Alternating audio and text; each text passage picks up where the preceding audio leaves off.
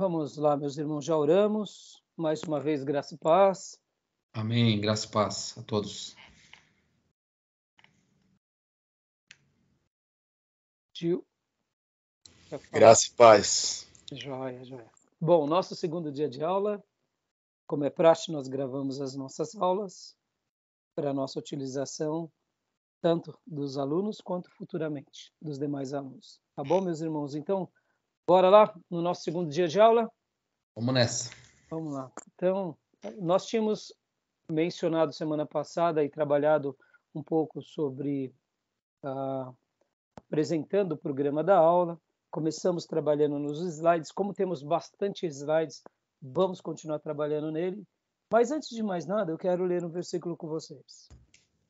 Quero ler um versículo com vocês e quero até dar um breve testemunho, como é praxe no início de cada aula. Eu gosto muito de ler um texto, até porque o assunto principal nosso é a palavra de Deus, é aprender da palavra de Deus, e nessa matéria de homilética, que é a arte de pregar, queria dar um breve testemunho de uma ideia que Deus me deu em última hora, eu diria, da mensagem da semana passada. E o versículo que eu quero ler com vocês é o Salmo 23, o versículo 5. Salmo 23, versículo 5. Desculpa. Não tem nada. Quem achou pode ler. —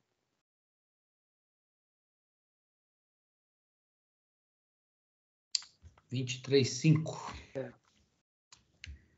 Preparas um banquete para mim à vista dos meus inimigos. Tu me honras, ungindo a minha cabeça com óleo e fazendo transbordar o meu cálice.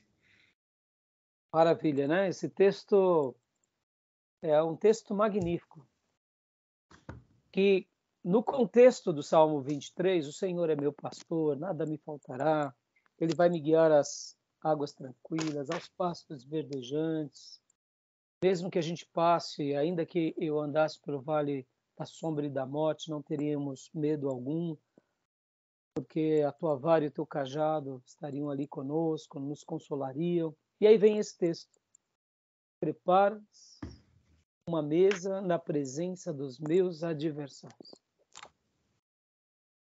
É comum que quando a gente pensa nesse texto, nós pensamos da seguinte forma: Deus vai me dar vitória sobre o meu inimigo. Não é assim? É assim. Preparas, né, uma mesa na presença dos meus adversários. Agora, olha que interessante, vamos contextualizar. Eu sei que aqui é poesia, mas que sentido teria você chamar o adversário e fazer um banquete na presença dele? Ora, ele não é o teu convidado, não é? Você chama os amigos para a festa, você não chama os adversários, não é? É isso aí.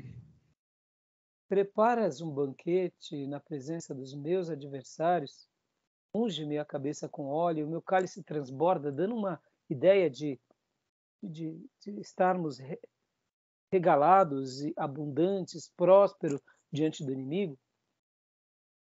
E aí é onde eu quero chegar.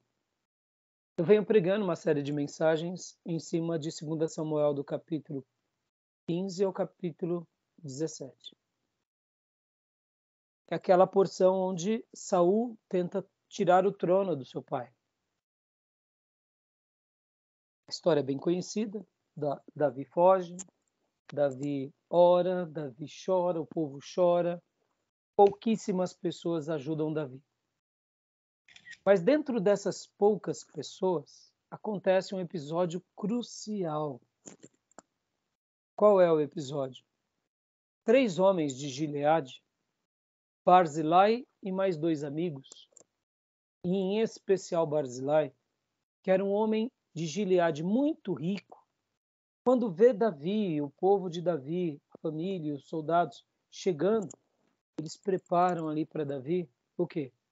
Comida, coalhada, mel, leite e até camas. E cuida de Davi, cuida da família de Davi e cuida dos soldados, e eles ali se restabelecem. Olha que interessante. Logo depois desse momento, desse encontro com Barzilai, até esse exato momento eles estavam fugindo e estavam ali desesperados, Mas depois que ele chega nessa região onde morava Barzilai, que é pertinho, inclusive, olha que interessante. Lembra do Vale do Jaboque? Peniel? É naquela região, próximo. Poderia dizer que ali foi o Peniel de Davi. Não que ele lutou com o anjo, mas ele foi amparado por um servo de Deus que para ele, para o povo dele, foi como um anjo. Porque logo depois disso, Absalão manda chamar todos os homens e exército de Israel, de Dan a Berseba, de norte a sul, e também vão para Gileade, um pouco mais acima. Olha que interessante. Em outras palavras, Davi e os seus homens, um pouco mais ao sul, Absalão estava um pouco mais a norte, aliás, é como se Davi estivesse vivendo a promessa do Salmo 23, versículo 5. Preparas uma mesa na presença dos meus adversários. Olha que fantástico. Porque foi isso que aconteceu ali. E por que eu disse que foi um presente? Porque eu ia pregar sobre isso, já tinha trabalhado os meus pontos. E quando eu lembrei desse episódio, contextualizei, dando esse espaço de dias, eu me recordei desse texto. Porque foi isso que aconteceu. Davi, agora, ali perto de Peniel, no Vale do Jaboque, nessa região de Gileade mais a sul, ele e os seus homens foram cuidados, foram alimentados, foram nutridos, foram revigorados. E quando a gente vai ler os capítulos seguintes, vocês vão ver o seguinte, que Davi então já separa Joabe, já separa o irmão de Joabe e Itai, com 3 pelotões para eles irem para a guerra, e aí é quando eles vão para a guerra para se enfrentar com os soldados agora de Absalão. Só que a batalha não é em Gileade, a batalha é em Efraim. Mas por que eu estou dizendo isso? Versículo 5 do Salmo 23, ele não vai se cumprir na nossa vida quando a gente está sentado numa rede, numa palmeira, tomando uma água de coco, numa praia. Ele vai se cumprir na nossa vida nos momentos mais cruciais. E na minha mensagem, o que eu falei? Eu falei que houve o cumprimento dessa palavra. E é assim que Deus cumpre. Essa palavra, ela vai se cumprir num momento como esse. Vai ser um milagre. Milagre na nossa vida. Deus vai preparar o quê? Uma mesa na presença do adversário. Para a gente ser revigorado, ter esperança, ter força, porque Deus é aquele que cuida de nós. Domingo que vem agora, vou continuar pregando e vou até usar esse assunto como uma resposta de Davi. Porque domingo que vem eu vou falar sobre uma das primeiras coisas que Davi faz, que é orar. Orar. Quando ele sai, eles vão para o Monte das Oliveiras e o texto diz que lá era o lugar que eles buscavam a Deus. E aí eu vou até mencionar sobre essa porção, dizendo o seguinte: Deus preparou uma mesa na presença dos adversários. Deus preparou Barzilai, porque o servo de Deus orou lá atrás. Quando a gente ora, Deus ele vai movendo a sua mão, da sua forma vai fazendo os milagres. Amém? Estou dando esse testemunho, irmãos, porque a gente está dentro da aula de homilética e eu queria deixar isso para vocês assim como um alento, né? Do quê?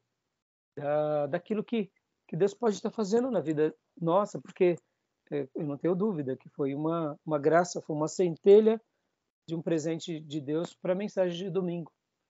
E ser um pregador é muito mais do que ser um técnico.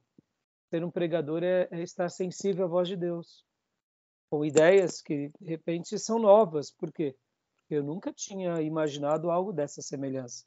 Já li aquela porção várias vezes. Aliás, eu venho lendo essa porção muitas vezes. E, de repente, no meio daquele texto, brotou essa ideia. Isso nos faz lembrar a aula de hermenêutica, textos paralelos, né? Quinta regra, né? Peguei uma poesia do próprio Davi, que ele estava vivendo um milagre, e tudo fruto de resposta de oração, e eles se reanimam e vão para a batalha e vence Israel. Eu sei que é trágico, porque foi uma guerra civil, mas Deus restaurou, querendo ou não, o reino, né? Então, Deus é aquele que cuida de nós até nos momentos mais difíceis e nas incógnitas mais profundas. Tá bom, meus irmãos? Se quiserem, depois ouçam lá a mensagem. Espero que seja bênção para vocês. Tá bom? Continuando aqui, né? O que vocês acharam da ideia? Uma benção. Não tenho dúvida que eu vou ver. Eu achei assim que foi bem interessante. Diferente, eu diria, né? Eu nunca tinha pensado nisso. Para mim foi muito gratificante. Na realidade, domingo agora, Pastor Johnny, eu preguei a segunda mensagem, porque na minha primeira mensagem eu trabalhei sobre o título O Caráter sendo Revelado. Parte 1 e parte 2, né? Então eu vou fazendo uma comparação do caráter das pessoas sendo revelado por meio da provação e por meio do tempo. Davi, enquanto ele estava por cima, todo mundo pisava nele. Aí quando ele fica por baixo, aliás, quando ele estava por cima, todo mundo prestigiava ele. Quando ele estava adulava, né? Reverenciava. Aí quando ele fica por baixo, a gente vê algumas pessoas ali agora pisando nele. Então essas mensagens nasceram dessa ideia, o verdadeiro caráter nosso e das pessoas sendo revelado. Aí no domingo retrasado eu falei a parte A, que conhecer o verdadeiro caráter é importante, mas não é tudo. E aí, nessa segunda parte, que foi esse domingo, era o seguinte: conhecer o verdadeiro caráter é bom, mas não é tudo. O melhor de tudo é se revestirmos de graça, para lidarmos com o nosso caráter e com o caráter dos outros. E aí eu trabalho em cima desse ponto. Então, assim, está sendo assim muito diferente, até mesmo porque está sendo uma sequência de mensagens em cima de um texto que eu confesso para vocês que eu estou entendendo. Estou entendendo que cada mensagem está tendo um momento bem oportuno nesse momento histórico que a gente está vivendo, né? Esse momento histórico do que se diz respeito à vida de Davi, né? Então eu preguei várias mensagens sobre essa porção e cada um com tema, mas tem muito a ver com essas dinâmicas, né? Pode ver, né? A gente tem que aprender a lidar com o caráter das pessoas, a gente tem que aprender a conhecer o nosso caráter. A minha primeira mensagem foi a liderança de Davi, né? O que Davi faz? Davi foge. Por quê? Porque ele podia lutar? Podia, mas ele fugiu. Ele preferiu perder para ganhar. Então, ou seja, está sendo bem curioso. E eu tenho mais duas mensagens, querendo Deus, que vai ser essa do Monte das Oliveiras, domingo agora, se permitir, e a última sobre o tal do Simei, aquele que joga pedra em Davi. Estou falando bastante dele, né?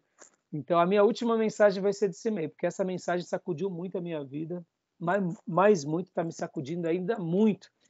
E eu quero concluir com ela, se Deus me permitir.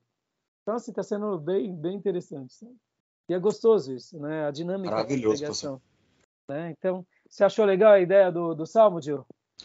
Achei. Eu já tinha meditado um pouquinho nesse versículo. É maravilhoso mesmo. Maravilhoso.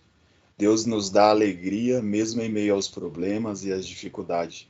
É o que eu vi nesse versículo. Eu vejo o fundamento em Davi quando eu leio esse versículo. É um homem de fundamento firme em Deus. Porque está passando ali na presença dos seus inimigos algum tipo de tribulação, problema, opressão, mas ele é encharcado pela alegria de Deus. Só uma pessoa que tem fundamento firme consegue viver essas coisas. Eu noto uma outra coisa, exatamente. Eu, particularmente, sou um admirador profundo de Davi. Eu já vi muitas vezes, né, muitas críticas a Davi, que Davi não foi um bom pai, que Davi, nesse episódio, por exemplo, da morte de Absalão, ele pede, né, para Abissai, pede para Joabe, pede para Itai, na presença do seu colegiado e dos 3 pelotões, olha, cuidem bem do garoto Absalão, do meu filho Absalão, por amor a mim. Aí Absalão morre, Davi chora. Eu já vi tanta crítica, tá vendo? Davi chorando pelo filho, tá? Gente, mas a gente tem que ler todo o contexto, né? Ele chora pelo filho. Sim, sim. Ele não sabe lidar com essas questões da família. É um ponto fraco na vida de Davi. Mas quando a gente vê o contexto que essa história está envolvida, olha como ele lida com as pessoas. Pode ver que o próprio Joabe chega para ele e fala: você está chorando? Está chorando com o teu filho? Você está humilhando a nós, os teus soldados. Ele não retruca Joabe. Ele aceita a repreensão de Joabe. Interessante, né? Esses pontos ninguém destaca, né? Então, assim, Davi é que nem um Abraão, né? É extraordinário. A gente vê o exemplo dele, é extraordinário. Na minha primeira mensagem, quando eu falei sobre a liderança dele, o exemplo da liderança dele, ele ouve que Absalão foi aclamado rei de Hebron, e ele chama os conselheiros, a família, e fala: vamos fugir. Ora, ele não era um homem espiritual? Ele não repreendia os demônios de Saul? Por que ele não chamou os conselheiros, a família? Vamos orar, vamos jejuar. Entendeu? Ora, se no começo ele tocando a harpinha, né, o instrumento de corda, ele já mandava os demônios embora de Saul, porque agora com o filho ele não impõe as mãos, né? Sai daqui, demônio da rebelião. Aí você vê, essas coisas o povo não vê. Será que Davi estava na carne? Lá quando era garoto estava no espírito? Eu não acredito. Eu acredito que quanto mais ele viveu diante de Deus, mais foi a unção dele. É porque ele tinha tanta sabedoria que ele não declarava fé estúpida. Ele expulsava o demônio quando era demônio. Quando é ruindade, magnanimidade no próprio filho, e ele sabia que ele poderia morrer, a família dele e o reino dele poderia ser dizimado, o que ele faz? Ele perde para ganhar. Ele foge. Só um líder para fazer isso. E que momento Davi estava na sua vida? Estava no momento de mais glória.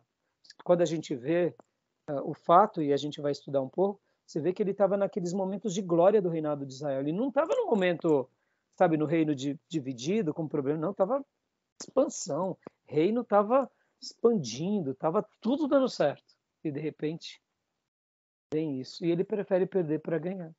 E ao ler a história, esses capítulos, a gente vê como ele é sensível à voz de Deus.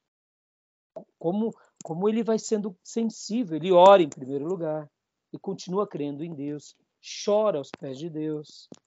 Deus vai dando sinais e ele aceita os sinais. Ele aceita as pessoas. Depois, ele, quando retorna para Jerusalém, ele perdoa as pessoas. Ele reconcilia com a própria nação. É extraordinário, ele é um líder extraordinário. Eu acho assim que todo líder tem que estudar a vida de Davi, como no aspecto da liderança. Como que um líder age? Por exemplo, né, uma coisa que eu até destaquei esse domingo. Desculpa estar me alongando um pouco. Mas eu falei assim, Davi, ele espera o quê? As 12 tribos de Israel, inclusive Judá, ver se realmente ele vai ser considerado rei novamente. Ele não fica, ele não vence a batalha de Absalão e já volta para Jerusalém, não. Ele aguarda. Ele aguarda ver o que as 11 tribos e Jerusalém, ou Judá, se querem ele de volta como rei.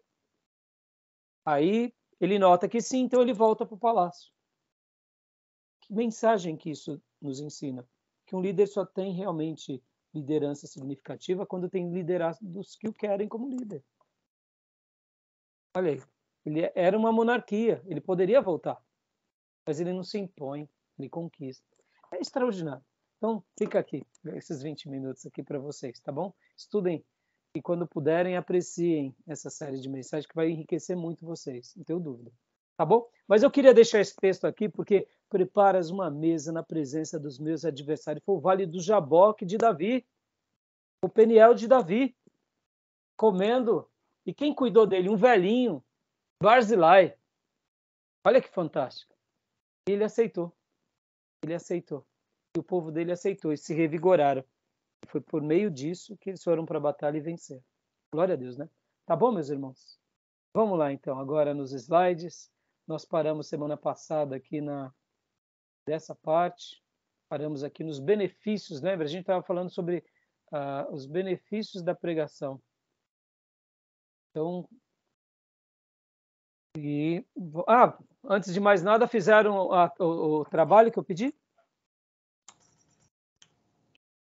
O meu já estava pronto, na verdade, só preciso te mandar aí, pastor. Isso, então manda, tá? Tá Mandem, bom. tá Desculpa, eu bom? não lembro se você mandou pelo WhatsApp ou pelo e-mail. Pelos dois. Pelos dois, tá bom. Mandem pelos dois, tá bom? Tá bom, Gil? Eu peguei um rascunho que eu já tinha também e enviei aí, pastor. Tá bom, mas é isso aí. Né? Eu queria que vocês fizessem, porque depois... Tá joia? Então vamos lá. Então vamos lá, vamos compartilhar a tela aqui.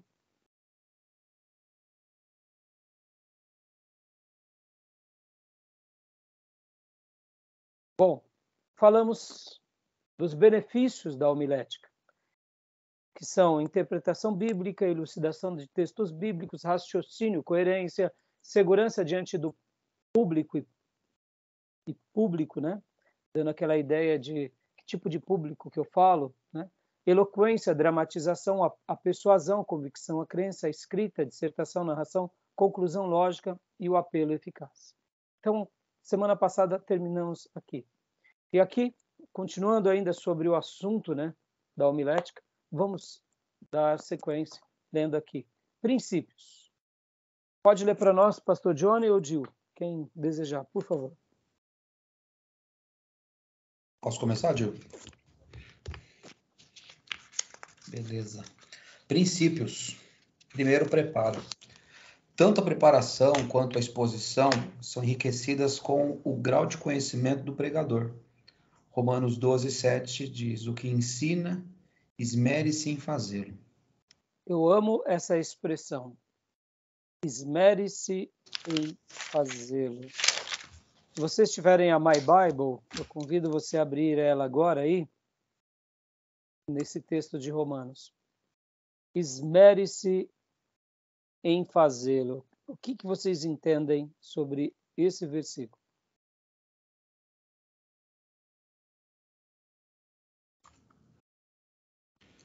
Praticar aquilo que ensina. Sim, mas na palavra esmere-se em fazê-lo, praticar, mas o que mais, além de praticar? O que vocês entendem do que o texto está querendo dizer? Desculpa, eu acabei não ouvindo o que o Gil falou, mas... Repete então, Gil, por favor. Eu entendo aí, esse versículo não é comum para mim, eu não lembrava dele, mas soa para mim como se que nós temos que praticar aquilo que ensinamos. Praticar, tá. Mas o que você... ótimo, já falou, entendeu agora, pastor Johnny? Legal. Tá. Eu acredito que o esmerar-se tem a ver com dedicação. Se há um dom que seja de ensino, então se aproprie estudando, se dedicando nesse dom que Deus te deu para que você seja um hábil professor, um mestre, e ensine com diligência, cuidado, com amor. Exatamente. O que vocês dois disseram é isso mesmo, né? Quando a gente pega, não é uma palavra muito usual, né? Não é uma palavra, quando a gente ouve essa palavra, esmere-se, poxa, quem já ouviu essa palavra no dia a dia? Por isso que a Bíblia é tão rica, né? Além de ser esse livro maravilhoso, ainda nos ensina gramática. Exatamente. Nos faz nos aprofundar em algumas coisas, palavras que nem são usuais. Então, o que vocês acham que significa a palavra esmerar? Me lembra um pouco o esmeril mesmo, né? Para afiar, para desbastar, é algo que tem que fazer continuamente até ficar bom. Exatamente, era isso. Era esse. E quando você usa o esmeril, geralmente, por exemplo, vamos pegar aqui no caso de o esmeril numa faca, o que você tem como objetivo de usar o esmeril na faca? Afiar. Para quê? Glória a Deus. Para que o corte seja preciso. Né? Você já usou uma faca cega? Acho que todo mundo, né, usa em casa. É horrível. Cortar carne, meu Deus, né? Meu Deus do céu. A carne é um sacrifício. E vamos melhorar a situação. Você tem um tomate, você quer fazer uma salada, e você esmaga o tomate, mas não corta o tomate, não é? Então, exatamente, ó, esmerar-se é fazer com esmero, mostrar esmero é salientar-se, é esforçar-se, é empregar todos os meios. E esmerar, ele é um trabalho com cuidado minucioso, é tornar perfeito, tem a ver com esse lado da perfeição, do gume, do corte, da eficiência, ou seja, de acertar o alvo, né? Então, a arte de ensinar por meio da pregação é realmente dar corte, definir princípios, esclarecer conceitos, tirar arestas, deixar claro. Eu sei que isso tudo não é fácil. Por isso que a preparação para uma pregação ou para uma aula, ela é muito difícil. Ela é muito difícil. Você tem que estudar muito, ou seja, você tem que deixar tudo pronto para que o corte seja preciso e depois ainda você chega lá para expor isso. Você tem que falar. Você tem ainda o embate, que é a transmissão desse conhecimento, dessa aula, dessa pregação. Então, por isso que exige o que? Um preparo, um grande preparo. E a gente vai ver que todos os grandes homens de Deus, que realmente eles se dedicam e que têm púlpitos abençoados, púlpitos espirituais, são pessoas que fazem o quê? Fazem a obra de Deus e com muito preparo, ou seja, eles gastam tempo, eles têm cuidado, eles têm esse zelo, eles dedicam o quê? Esse cuidado minucioso. É claro, né, irmãos? Sejamos honestos. Nem todo mundo vai ter uma oratória tão brilhante. Ora, porque o pregador ele tem as suas limitações mesmo técnicas, limitações humanas, não teve uma boa formação, fala um pouco errado. Ora, porque ele não tem uma dicção tão boa. Eu comentei aqui do Dr. Russell Shedd. Quando nós vemos o Dr. Russell Shedd pregando, você fala assim, olha, é um pregador. O que apaixona o Shedd é o conteúdo, qual é a forma em que ele se apresenta. Quando nós pegamos alguns pastores pentecostais, a maneira que eles se apresentam no púlpito é fantástica. Tem um pastor da Assembleia de Deus, um jovem pastor, que eu acompanho, eu fico assim, prega muito esse menino. Eu gosto. Por exemplo, a missionária Camila, né? Ela prega demais, aquela missionária. A presença dela no palco, a maneira em que ela envolve as pessoas, que ela tem um feedback com as pessoas é extraordinário. A maneira em que ela conduz e ela interage com as pessoas, falando e nas entrelinhas, né? Ela leva os raciocínios e ela fala e pega o feedback, é extraordinário. Eu gosto muito de ouvi-la. Então, assim, você vê, em todos os casos, seja no Russell Shedd, seja numa pessoa que tem uma oratória mais tranquila, seja num orador mais pentecostal, seja numa pessoa mais dramática, não importa. O que nós notamos em todos eles é o preparo. Eles não sobem ali sem preparo. Ou seja, eles executam um trabalho com muito cuidado, com muita atenção, de forma minuciosa, para quê? Para chegar ali e passar. Aí onde entra os nossos gostos, né? A gente vai gostar mais do fulano, do beltrano. Aí são gostos. Eu diria que em tudo isso a gente só se enriquece. Mas esse texto de Paulo é um desafio ao nosso coração, que ensina, esmere-se em fazer. Né? Esmeril, e dá corte. Né? Joia, continuando, pode continuar, pastor. Vamos lá. Segundo, centralidade bíblica. A pregação bíblica envolve a cuidadosa remoção do texto de seu engace original, transferindo-o para a situação atual da igreja. 1 Timóteo 4,16 diz: tem cuidado de ti mesmo e da doutrina. Continua nesses deveres, porque fazendo assim, salvarás tanto a ti mesmo como aos teus ouvintes. Fantástico, né? Ou seja, há um princípio. A gente tenta pegar a Bíblia e pôr ela na prática. Por exemplo, como eu dei há pouco testemunho desse domingo. Depois vejam lá no nosso canal do YouTube. Mas uma coisa que eu falava, né, no meu segundo ponto, que eu achei assim magnífico, é conhecer o caráter nosso ou das pessoas é importante, mas não é tudo. Mais importante do que conhecer ou saber é se revestir de graça, porque com a graça nós amamos, nós perdoamos e nós agimos com sabedoria. Pode ver, né? Geralmente você viu fulano, é um safado, é um picareta. Tá, mas e aí? Saber que ele é um picareta vai mudar muito, né? E aí, como que eu vou lidar com aquele picareta? Como Davi lidou com os picaretas? Então, por exemplo, domingo, quando eu falava sobre esse segundo ponto, eu trabalhei muito a ideia seguinte: tá bom, e aí? Como a gente tem agido com os picaretas ao nosso redor? A gente tem punido, matado, ou a gente tem se banhado de graça? Pedindo para Deus, Deus me ajuda a amar, me ajuda a perdoar, me dá sabedoria de agir.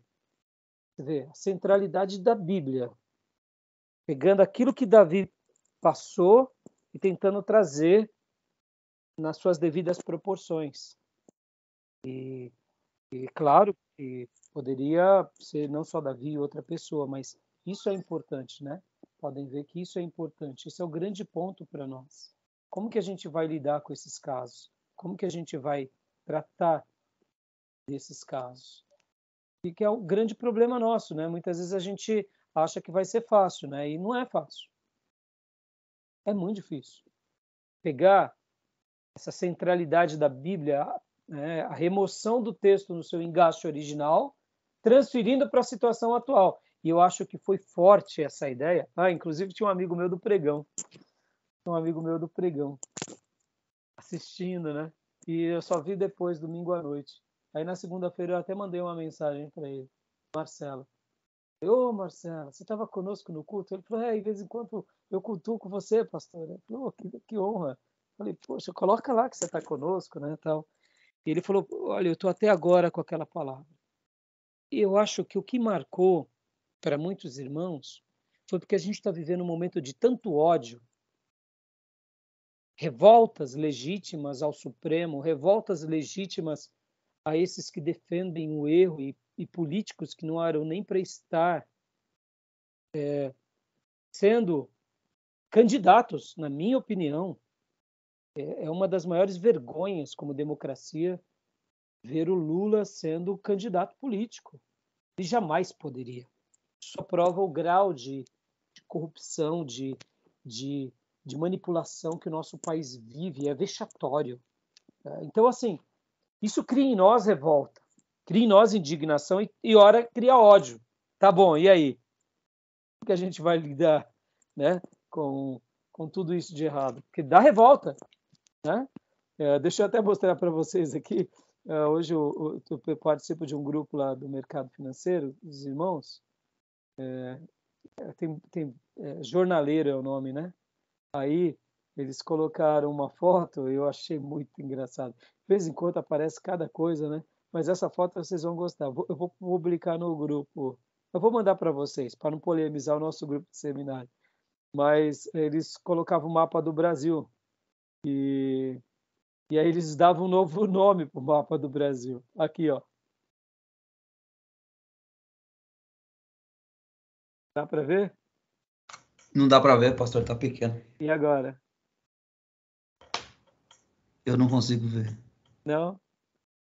Xandaquistão, alguma coisa assim? Xandaquistão. E a capital é Alexangrado. Meu Deus, cuidado, hein? O senhor pode ser censurado. Pode ser censurado, é verdade. Ai, eu achei muito legal. Xandaquistão. Mas você vê, querendo ou não, isso cria revolta na gente.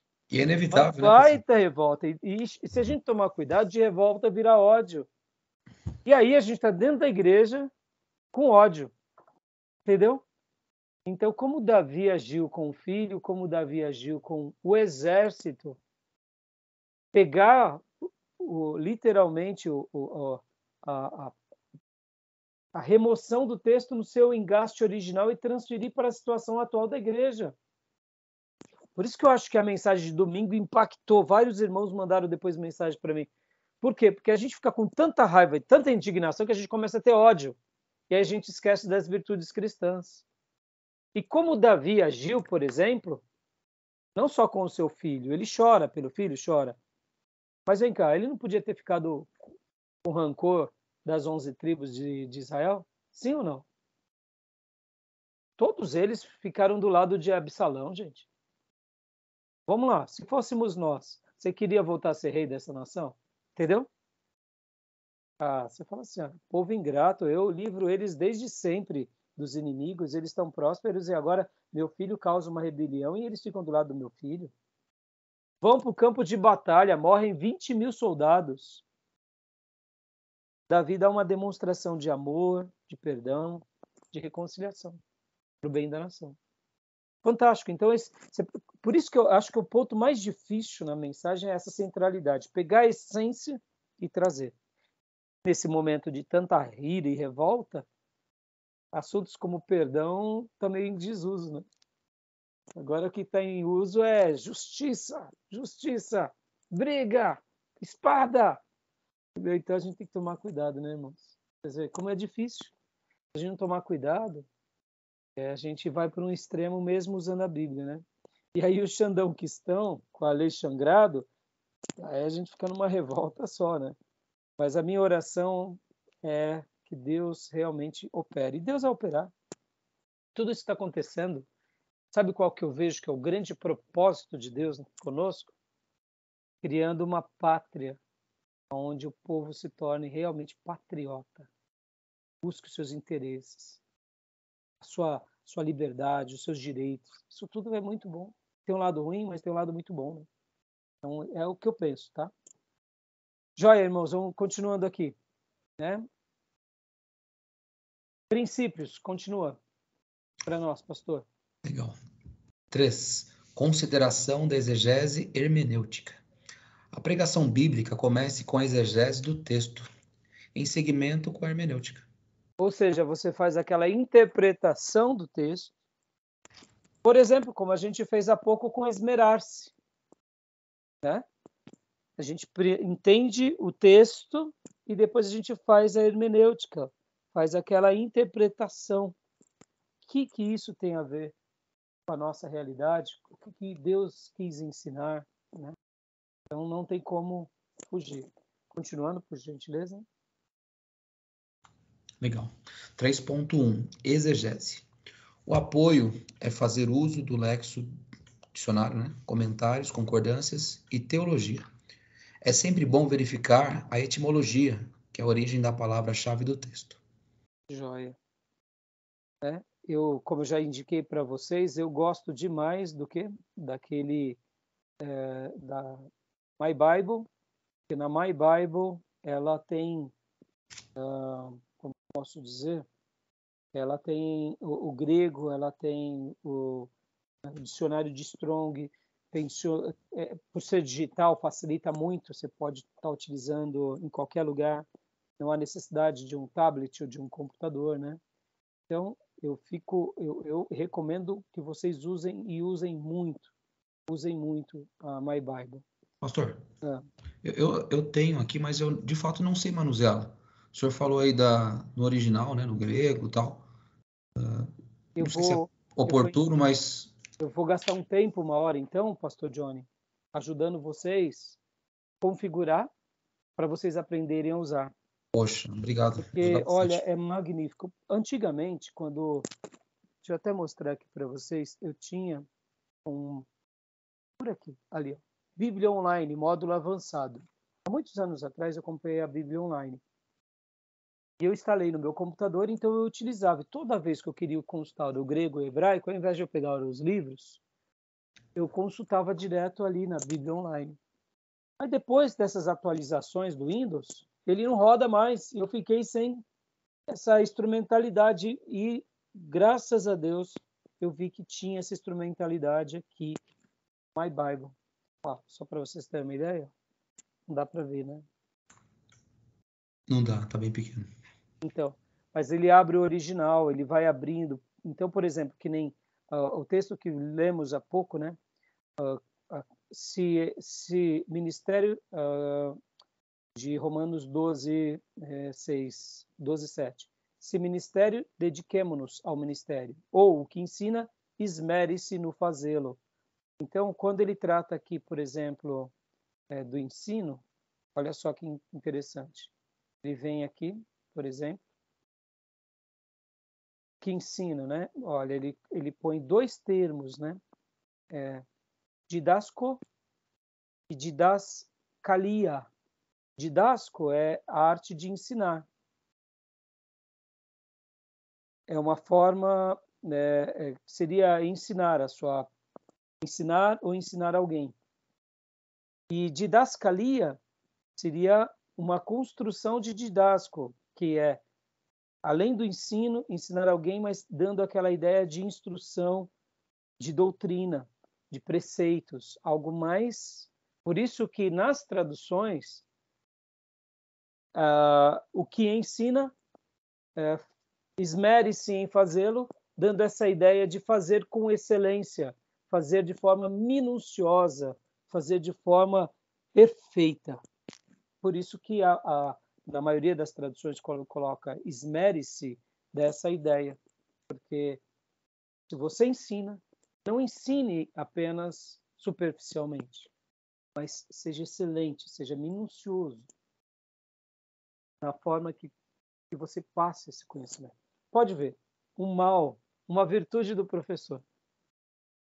O professor geralmente fala muito, né? Porque ele gosta de explicar sempre. E qual que é o problema disso? Que a gente acaba sendo prolixo, né? A gente fala demais. Até na vida, quando a gente vai falar sobre o copo d'água, não, esse copo d'água ele está meio cheio, mas observe, ele está meio vazio. Isso se torna meio cansativo, né? Você leva, né? Você ensina o tempo todo, então tem hora que você está ensinando. E tem vezes que a gente tem até que saber disso, né? É um momento de sala de aula, mas aqui é um momento de papo, não precisa ser tão prolixo, né? Ali basta ser informal, entendeu? Então, você vê, eu vou ensinar depois vocês manusearem. Eu gostaria muito, é que eu não vou conseguir, eu vou tentar agora. Assim que eu fizer o final desse módulo, eu vou dar uma pausa para não ficar muito extenso, eu vou tentar linkar pelo Skype, já que a gente faz a transmissão pelo Skype, eu já tentei usar o Skype do celular. Eu vou tentar utilizar e compartilhar o Skype do celular, que aí eu consigo passar para vocês. Show de bola. Tá bom? Beleza? Valeu. Continuando, então. Então, a gente precisa, né, nos princípios para a gente fazer aqui preparo, centralidade bíblica, consideração exegética e hermenêutica. Vimos o que é exegese e agora vamos falar um pouco de hermenêutica. Tenha bondade, pastor. Vamos lá. 3.2, hermenêutica. Analisar o contexto, considerar o hebraísmo, observar a etimologia, palavra na sua origem, a cosmovisão do livro, consideração das passagens paralelas, usar parábolas e histórias como ilustração e não como produção doutrinária. Maravilha. Sobre esses dois pontos da exegese e principalmente da hermenêutica, já foi bem fundamentado entre nós por causa do módulo anterior. Mas vocês lembram que eu falei que a pregação e a hermenêutica, a homilética e a hermenêutica, elas trabalham com muita harmonia, sendo que a hermenêutica é a medula óssea que vai dar o quê? Vai dar vitalidade nessa coluna vertebral. E aí, a partir daí que surge a pregação. Porque se a gente não tiver uma boa hermenêutica, uma boa exegese, a nossa oratória pode ser até carismática, pode ser até bonita, mas a gente não vai cumprir com o objetivo, que é levar a palavra de Deus, né? Então, dentro dos princípios de uma boa oratória, de uma boa pregação, de uma boa homilética, é imprescindível termos exegese e hermenêutica, tá bom? Beleza até aí? Beleza. Como é bom, né, ter passado inicialmente, então, pela hermenêutica dado uma pincelada na exegese, porque agora fica muito mais claro na nossa mente, né? Sim. Você vê, né, pastor, por exemplo, a gente vai ver em boas religiões bons comunicadores, mas muitas vezes é uma comunicação falha, porque o que eles passam não é a revelação de Deus, é a revelação dos homens, mas a gente não pode negar uma boa comunicação. De fato.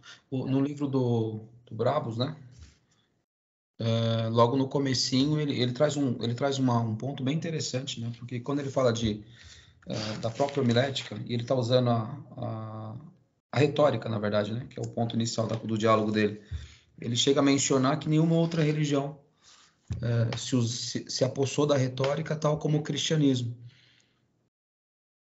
Hoje, obviamente, sim, né? As pessoas, as diversas religiões usam da retórica para poder se comunicar, mas lá no passado, não. O cristianismo que usou isso perfeitamente bem na pessoa de Jesus. Exato. E pode ver, pastor Idil, que uma coisa que eu amei no livro do nosso querido irmão John Abrodos, que é o seguinte, ele fala que igrejas fortes tinham púlpitos poderosos. Púlpitos sempre foram muito poderosos, né? Nos seus dias. Se aquela igreja era forte, era porque o púlpito era poderoso. Você está falando, né? Utilizar da pregação. Pregação, ela é, sim, um momento áureo no culto. Ela é, sim, um momento de transmissão, de impacto, ela é um momento de alinhamento. Então, literalmente, é como se realmente Deus, na sua história, na história da revelação bíblica, usasse os profetas, os sacerdotes, todos os escritores, mas pode ver que na história do povo de Deus, a reunião pública e o fato de se estudar, e de se pregar e de se anunciar a vontade de Deus, como você bem disse, citando o livro-texto, ninguém usou disso tão bem quanto o povo de Deus. Isso é uma característica. E podem ver que quando a igreja se perde, ela está fazendo pouco uso desse princípio. A igreja, quando ela começa a se perder, ela não começa mais a dar o devido valor à palavra, à pregação. O pastor ele começa a se ajustar muitas vezes. Vamos fazer um exemplo aqui, pastor Johnny? Não estou falando com isso que a gente tem que ter um culto enfadonho, né? Mas quando a gente pega Martin Lloyd Jones, quando ele começa a falar sobre as experiências dele através da pregação, é maravilhoso. E ele começa dizendo o seguinte, que ele era convidado para pregar e ele pregava muitas vezes numa rádio e de repente ele continuava pregando mesmo quando o sinal já tinha parado a transmissão. E aí depois ele vem e fala, inclusive relatando o quê? Que as pessoas quando estavam ouvindo ele, ao ver que chegou ali nos 15 minutos, queriam ouvir mais. E aí ele até fazia uma crítica em cima disso. Quando ele ia pregar no outro lugar, ele falava assim, não, eu vou terminar quando eu terminar. Dando uma ideia de que, não, esse momento é muito importante. Percebam, não estou dizendo que a gente não tem que ter horário, não é isso. Mas olha como foram reduzindo a mensagem, né? Na antiguidade, quanto tempo durava uma mensagem? Quanto tempo durava um estudo, uma reunião pública? Pegamos, por exemplo, as histórias bíblicas e dos momentos de avivamento, quando Neemias e Esdras leem a lei, eles ficam de pé o dia inteiro, a manhã toda, querendo mais da palavra de Deus. Então, quando a gente vai reduzindo, isso é a prova de que não estamos fazendo uso disso. Ou que a igreja está se ajustando a algo mais ou menos como um talk show, que você tem que falar ali em 5 minutos. Sabe, é uma coisa meio perigosa. Não estou dizendo que você não tem que ter horário, não é isso. Mas é o momento principal, né, do culto. Você disse, é o momento mais poderoso. E aí onde entra o desafio nosso, a gente tem que se preparar, né? Tem que se preparar, porque senão a gente faz feio, né? Não podemos fazer feio. Essa importância, né, para a palavra, e obviamente as igrejas, quando elas estão lá mais para lá do que para cá, como o senhor chegou a mencionar, é porque deixaram de se dedicar. Eu lembro de ter sido convidado algumas vezes para pregar em algumas igrejas, que seria de fato a mensagem principal, mas aí começam a dar oportunidade para várias pessoas, e a mensagem principal tem-se 1 minuto, aliás, alguns poucos minutos para se pregar. Exato. E aí já 11 horas da noite, então pensa, a atenção das pessoas já foi lá para... Não, e você sabe, até dar um testemunho para vocês, que eu vi isso várias vezes. O pastor Ernesto Nini, vocês sabem que ele era um figurão. Então ele era convidado para pregar em muitas igrejas e muitos congressos. E muitas vezes ele ia pregar e aí ele falava assim, foi dando oportunidade, foi dando oportunidade, foi dando oportunidade. Chegou uma hora, depois de muito tempo, agora vamos ouvir o pastor Ernesto Nini. Ele fez isso em várias ocasiões. Ele falava assim, irmãos, eu vim aqui para trazer uma palavra da parte de Deus. Mas eu notei que os irmãos estavam com as suas atividades e com as suas oportunidades, então o ano que vem, se os irmãos quiserem, eu volto aqui e pego, porque eu tenho algo para falar, mas vou precisar pelo menos de meia hora. Como o culto aqui acaba às 10 e já são 10 para as 10, eu não vou conseguir falar. Então, irmãos, eu gostaria apenas de orar e ler só um versículo, e se os irmãos quiserem, o ano que vem. E aí, o que acontecia no próximo ano? Próximo ano, 9 horas da noite, passava o pastor Enéas. E isso ele fez várias vezes. Mas que legal isso, né, pastor? Porque não deixou de ensinar a igreja.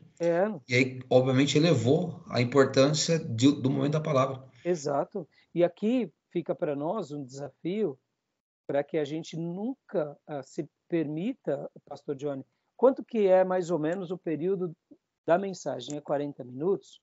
Vamos dedicar os 40 minutos à mensagem. É meia hora? Não estou falando aqui que você vai ter que, sabe, ter uma régua ali, né?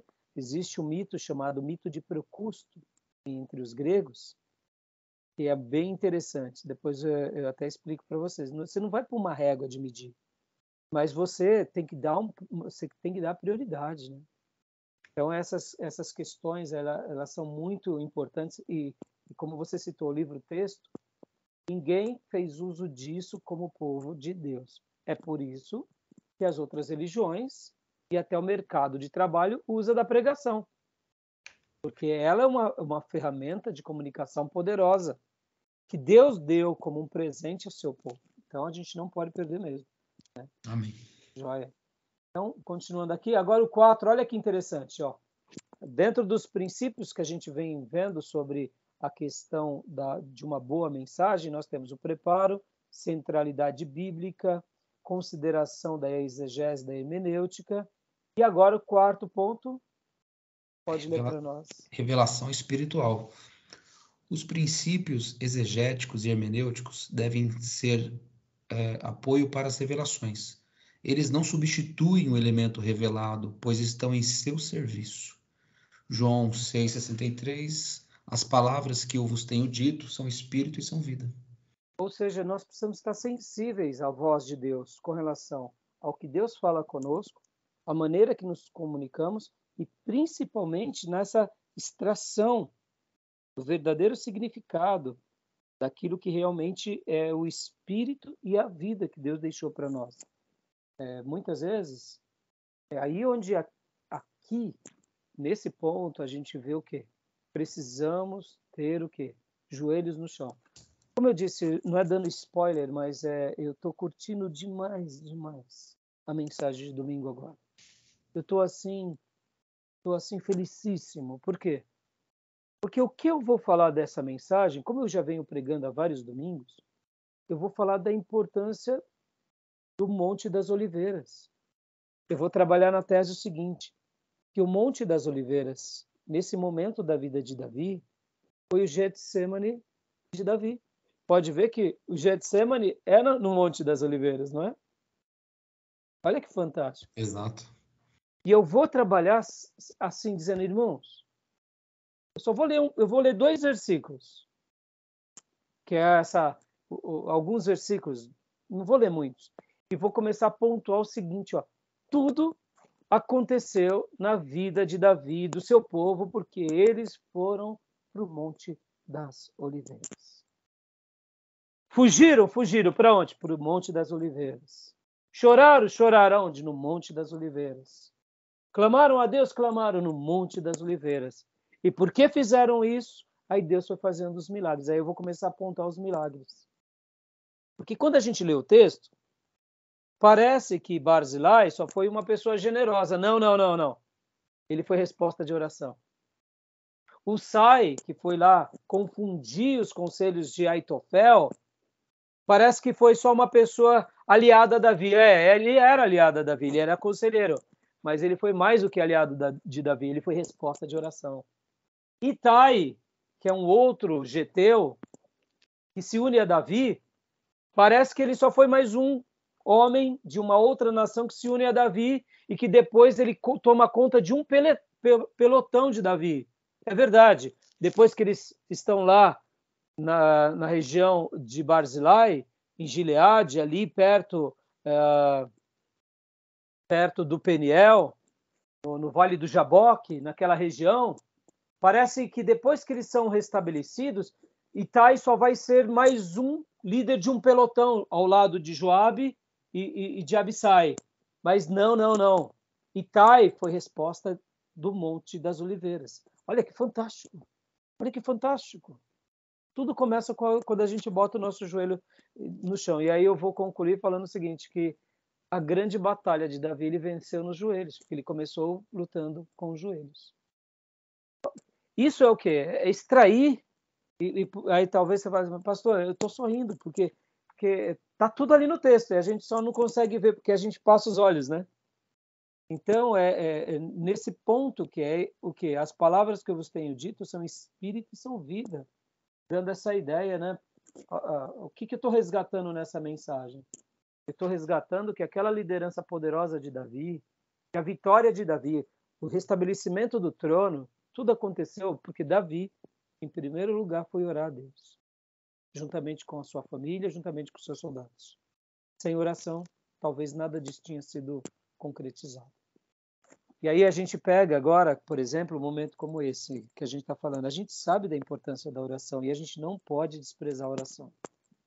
Nós, como seminaristas, professores, pastores, a igreja, esse momento que o nosso país está vivendo. Na realidade, esses dias eu tenho até usado o seguinte termo.